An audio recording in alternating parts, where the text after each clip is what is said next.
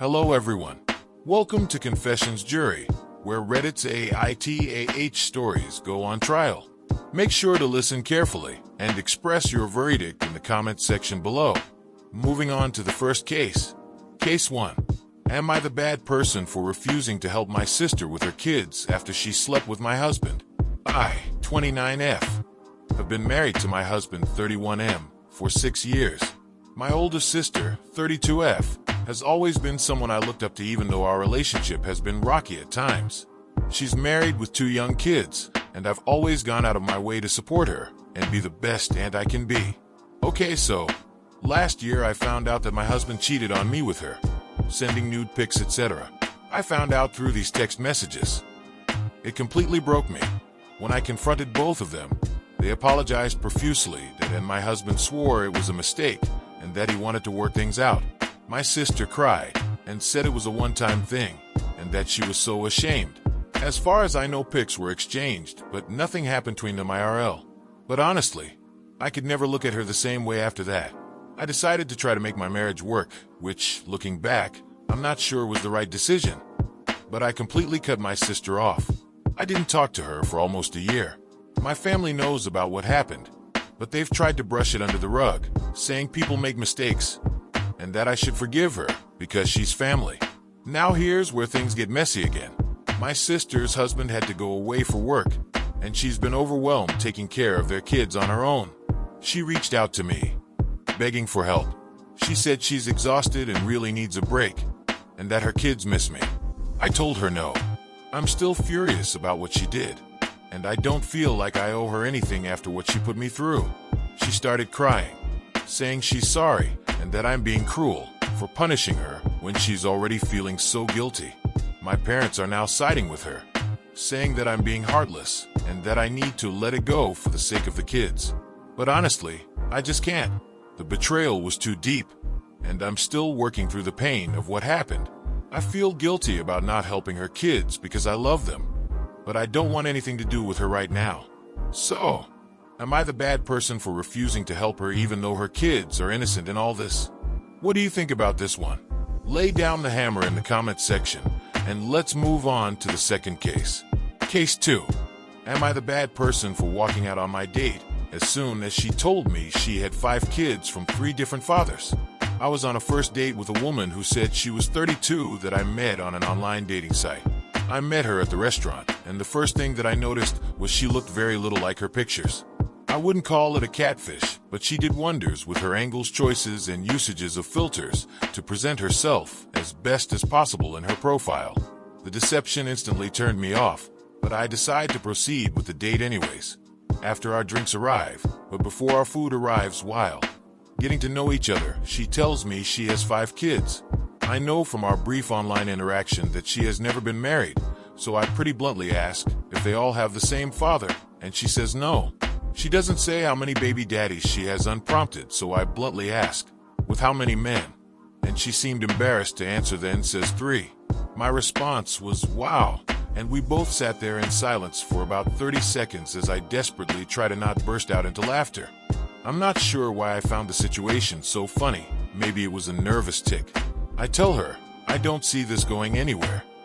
Leave enough money on the table for my drink and the food I ordered, and walk out without any further conversation. I wanted to say you should disclose you have 5 kids with 3 different men on your profile to prevent from wasting people's time, but I didn't want to add insult to injury knowing I was about to walk out of, and I suppose I could have asked before meeting her. What about that? Who would you rule for? State down your ruling, and let's move on to our third case. Case 3. Am I the bad person for being upset that my husband of 8 years came out as gay, wants a divorce, and is trying to take everything, including our kids? I, 33F, have been married to my husband, 34M, for 8 years, and we have 2 beautiful children together, 6F and 4M. Up until recently, I thought we had a good marriage. We've had our ups and downs, but nothing that ever made me think he was unhappy or that our relationship was falling apart. A few months ago, my husband sat me down and told me that he's gay and has only recently realized it. He said he needs to live his truth and wants a divorce. I was blindsided. I never saw this coming. and I feel like my entire world has been flipped upside down. I understand that this is a big moment for him, and I want to be supportive, but I'm also hurt, angry, and heartbroken. Here's where things get worse. Not only is he asking for a divorce, but he's also trying to take almost everything in the process. He's the main breadwinner in our family, and because of that, he's arguing that he should get most of our assets, including the house. We both contributed to our savings and household, but since his salary is higher, he feels entitled to more. And if that wasn't enough, he's also filing for full custody of our kids. He says he's been a very involved father, which is true, but I'm just as involved, if not more. I've been the primary caregiver since they were born. Yes, I've struggled with anxiety and depression in the past, but I've worked hard to manage it and be there for our children. Now he's using that against me to try and take them away. I feel like he's not just ending our marriage, but he's ripping my entire life apart. I get that he's going through a lot, but I don't think it's fair that he's trying to take everything. Our home, our savings, and, worst of all, our children. I feel like he's being selfish, trying to secure his future at the expense of mine and the kids. It's like I'm being punished for something I had no control over. He says I'm being unreasonable for not wanting to let him take the lead in the divorce or for being upset about what he's asking for. He claims he's trying to be fair, but I can't help but feel like I'm being taken advantage of. So, am I the bad person for being upset that my husband wants a divorce, is trying to take most of our assets, and is fighting for full custody of our kids? Or am I overreacting because I'm emotional right now? I don't know what to rule for. What do you guys think? Type your verdict in the comments section as we move on to our next case. Case 4. Am I the bad person for telling my brother's fiancée that he's cheating on her, even though I promised not to say anything? Alright, this is a total mess, and I really need to know if I'm in the wrong here. So, my brother 30M has been with his fiancée, 28F, for about 4 years, and they're supposed to get married in a few months. I, 26F, really like her. She's kind, down to earth, and honestly, she's the best thing that's ever happened to my brother, who has always been a bit of a screw-up. Here's the problem. My brother is cheating on her. Like full-blown affair with his co-worker, 29F. That's been going on for over a year. I found out about it by accident. He left his phone out, and some very explicit texts popped up. When I confronted him, he didn't even deny it. He was just like, "Yeah, I messed up, but you can't say anything. It would ruin everything." I was furious and told him he needed to come clean. He swore up and down that he was going to end the affair and that he loved his fiancée and didn't want to lose her. He begged me not to say anything, promised he'd fix things. And like an idiot, I agreed to keep quiet. I honestly thought he'd get his act together. Well, fast forward to last weekend. We're at a family barbecue, and I see my brother sneaking off to take a call. Guess who it is? The other woman. So, I lost it. I pulled him aside and told him if he didn't tell his fiancée, I would. He started with all these excuses about how he was just about to end it. But I was done listening to his crap. So, I told her. I called her the next day and spilled everything. She was devastated.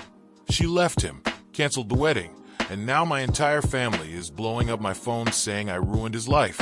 Even my mom is saying I should have stayed out of it because it wasn't my place, and that my brother was just making a mistake. Apparently, they all knew about the affair and just didn't want to get involved. Now, my brother won't talk to me. My mom says I've torn the family apart, and I'm sitting here wondering if I actually should have just stayed quiet like everyone else. Am I the bad person for telling his fiancée, knowing it would blow up his life? Let us have your thoughts down in the comments and move on to our next case. Case 5. Am I the bad person for asking someone to stop coming to my house when no one is home? My wife gave a friend a key to our house as a backup in case we lost our keys or got locked out somehow. I've come home a couple times and found the friend at my house. The friend was not invited and did not tell anyone that she would be there. The first time she dropped off some baked goods for my wife who is pregnant.